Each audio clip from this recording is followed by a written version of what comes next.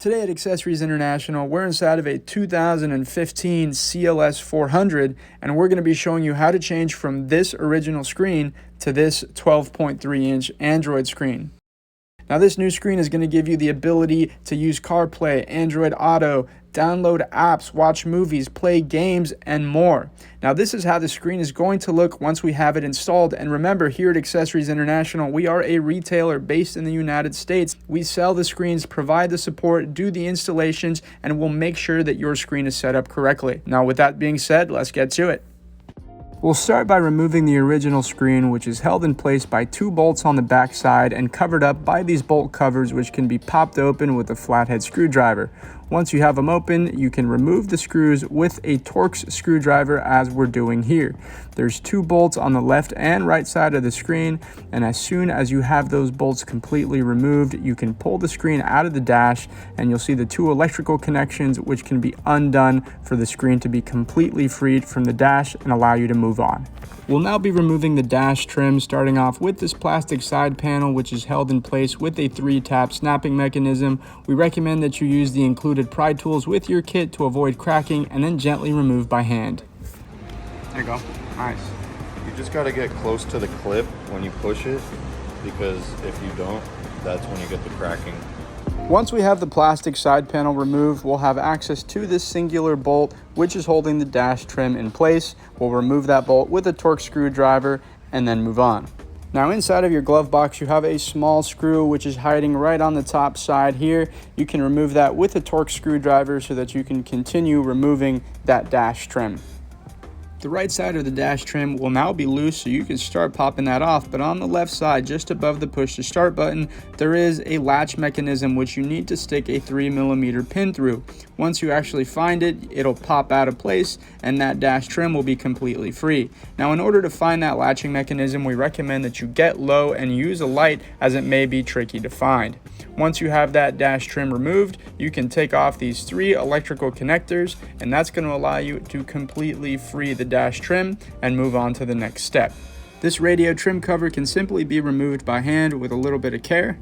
You can begin to remove the 2 bolts which are holding the radio in place with a Torx screwdriver. When you remove these bolts, you'll notice they are threaded into a metal base, and the metal base needs to sit down in place as shown in the photo. If it stays in the upward position like you see here, you will not be able to remove the radio. So you have to make sure when you take those bolts out that actually sits down, that base plate goes into that downward position so that it'll allow you to remove the radio. Once you have that done, you can simply pull the radio out by hand and it will slide out. Now, as you remove that radio, you'll see on the bottom right hand corner there is one connection which needs to be undone before you fully pull that out, so that you'll be able to freely pull the radio out completely and continue on to the next step. You can put the radio down on a towel or completely disconnect it to get it out of your way completely, and then we'll move on to the center console armrest latch opener, which you can open up with a flathead screwdriver. You stick it into the small groove as you can see here, and it'll pop out of place. And then we'll move over to the actual mechanism for the armrest opener, which you can pop out. We recommend the pry tools and a screwdriver to get it out of place. Now we can move into the removal of the cup holder. We'll take out that rubber insert and expose that Torx screw underneath. We can use our Torx screwdriver to remove the screw, and then you can simply pull that cup holder out. Now you'll see here we have this latching mechanism, so you could try angling that cup holder in a certain way to make that removal a little bit easier. Then we can move to the command knob removal. Here you can see it's a full panel that has 2 connections underneath.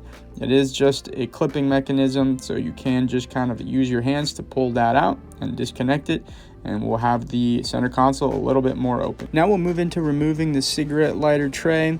You'll start by removing the smaller ashtray here and exposing the Torx screw underneath. Remove it with a Torx screwdriver and then slide out the entire panel. You'll see we have this electrical connection for the cigarette lighter, which we'll remove and take it out. Hasta la vista, baby. At this point in the installation, we've basically completed the disassembly of the components in your car, and we're going to begin to work with the wiring that's included with the new kit of your Android screen. So we're going to cover each component so you have a good understanding of where they'll be connected and how they're going to be used. This is the main wiring harness which will be used in your installation. One end of this harness will be plugged into the original harness from your Mercedes, and the other end will be plugged in to the original radio. Now this white end here is what's going to be plugged into your new Android screen in order to enable it to communicate with the rest of the original components in your car. Now this is a secondary harness included with your kit. This is going to allow you to use additional accessories such as a 360 camera or an aftermarket microphone, and the white end here will also be plugged in to your new Android radio. Now this here is going to be the USB to auxiliary adapter. This is going to be installed in your center console, and it will allow you to run the auxiliary wire that's located in the main wiring harness all the way into that center console storage and be plugged into that box in order to allow the music and the sound from your new Android screen to actually come in through the car speakers. Now this is going to be the GPS radio antenna and the 4G antenna, and just above it here we have the mounting brackets and the hardware which will be included for you to install the new screen into your dash.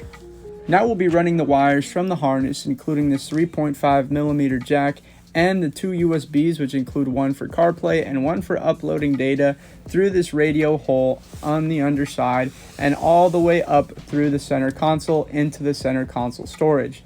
Now along the way, we're going to be wanting to run these wires underneath as much of these plastic components as possible so that when we go to reinstall everything on top, the wires won't be crushed. Now you can see as we get to the entry point of the actual center console storage, we'll undo both of these Torx screws to allow us to lift that center console just a little bit and give us the space to run the wires into the center console storage. As you can see here, this is where we'll be lifting, and the wires will run just underneath through the space that you can see here.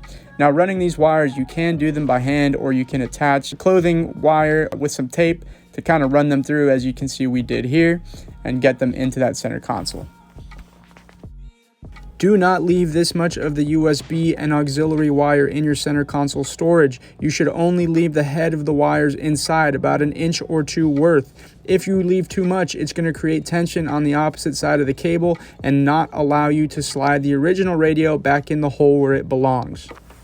Now we'll plug everything back into the original radio with this new harness so that we can try to test the new screen before we reassemble everything. And don't forget the fiber optic cable to make sure the sound works. At this point, we recommend testing the new screen to make sure everything is working before you reassemble. That includes that your sound is working, your original NTG menu, and your reverse camera. Now we'll begin to reassemble everything and get those wires properly tucked in place. We're going to be running the wires through the right side here, and underneath that cigarette lighter, you'll see on the right side we do have a small groove which we can fit those wires into. We'll reposition that cigarette lighter back into place and making sure those wires sit comfortably underneath that small space for them. Make sure to test the sliding cover on the cigarette lighter. If there's too many wires built up behind it, it could create a blockage. And don't forget to put the bolt back in by the ashtray. Now we'll move into the cup holder. We'll simply push it back into place. There we go. That's for the fans right there. Insert the cup holder screw back in. Now we'll take the command knob panel, plug the two connections back into place. Then we'll align it with the center console once again. Snap it back into place and then give it a little push downwards. Then we'll grab that center console armrest latch opener. We'll seat it back into place and make sure it clicks. And we'll grab the fabric cover and again just seat it right back in place. We'll then plug the male end of the original harness into the female end of the new harness and grab the remainder of the wiring harness and run it up into the position where the new screen will be. We'll then grab the original radio and begin to slide it into place, but before you do, you want to make sure that you have the bulk of the harness tucked into the bottom and the sides to allow enough space for that radio to go back into place. Before you completely slide it in, you are going to want to plug in the harness into that radio just before you push it in. You can apply some pressure as you're pushing it back in so that it really tucks those wires into place and that it can sit in the right position. And don't forget to plug that connector back into the bottom right hand side of that radio before you slide it in. Now we'll remove the original screen mount. 1, 2, 3, and 4 screws. Once you take it out, you have to pivot and pull it out.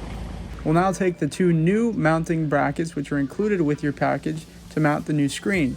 So we'll begin by running the wiring through that new bracket, and we'll go ahead and use the pre-existing holes with the existing screws to mount this new bracket right into place. We'll then take the Phillips head screws, which are included with your package, to go ahead and bolt on that plastic mount where your new screen will be positioned. Make sure that you run the wiring harness through this hole to prepare it to plug into the new screen. We now need to reinstall the dash trim panel with the AC vents so we can then fit the new screen into place. We'll then use these tabs located on the screen mount to slide the screen down into those tabs, and then we'll use the screws in these holes to secure the screen in place and snap the covers back on. So there you have it. This is the new Android screen installed on the CLS 400. Now guys, if you have any questions for us, feel free to give us a call to the number on the screen. And of course, if you want to purchase from a US based dealer like us, check out our website where we have all of the latest screens listed for a variety of different Mercedes models. Make sure you subscribe to our channel to keep up with our latest tips and tricks, and we will see you guys next time.